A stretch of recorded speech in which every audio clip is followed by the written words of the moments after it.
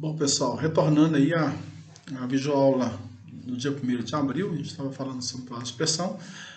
Só para finalizar o assunto, a gente vai falar sobre o que é um vaso de pressão, né? O que a norma fala do vaso de pressão? Vaso de pressão são equipamentos que contêm fluidos sob pressão interna e externa, diferente da atmosférica, e são classificados em categorias segundo a classe do fluido e o potencial de risco. Então, o vaso de pressão ele é um equipamento que contém fluido sob pressão.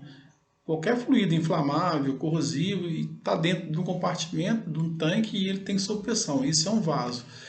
E ele tem classificações. A primeira classificação é quanto ao fluido que está lá dentro do vaso. Então, são 4 classificações, né? Fluidos classificados na classe A, na classe B, na classe C e na classe D. Quais são os fluidos da classe A?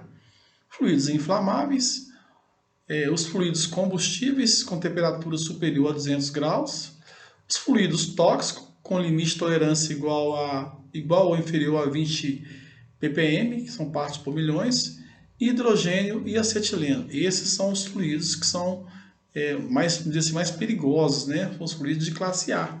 Então, os fluidos inflamáveis, combustíveis, os tóxicos, né? Então, é uma classe importante.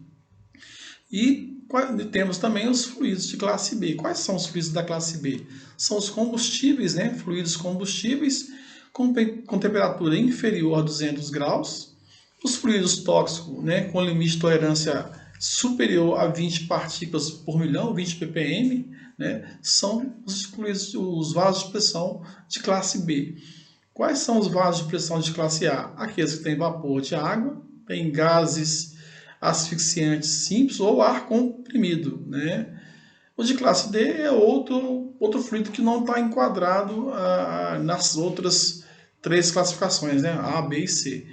Então é importante saber para a prova, por exemplo, quais são as classes dos fluidos e que tipo de fluido está dentro de cada classe, né?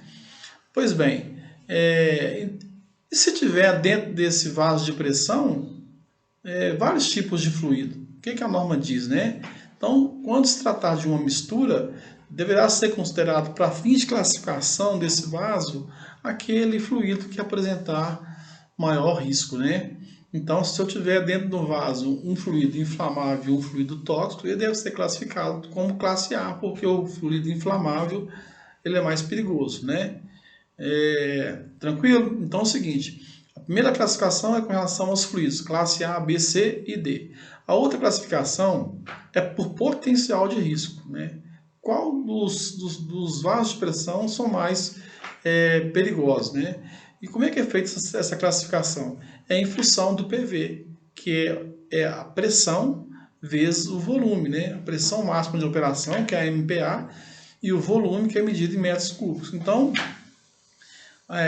eles são classificados em 5 grupos, né? Com relação ao fluido, são classes, né? A, B, C e D. Com relação ao potencial de risco, qual que é mais perigoso é por grupo, né? E o grupo 1 é sempre através da PV. O grupo 1 são aqueles vasos que, se multiplicar a pressão e o volume, vai ser igual a 100. O grupo 2, se você multiplicar a pressão e o volume, vai estar entre 30 a 100.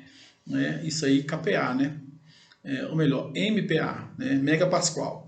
O grupo 3 é se tiver entre 30 e 2,5. O grupo 4 se tiver entre 2,5 e 1. E o grupo 5 se for menor que 1 MPa. Então, com relação a potencial de risco, a classificação é feita por grupo de 1 a 5. Né?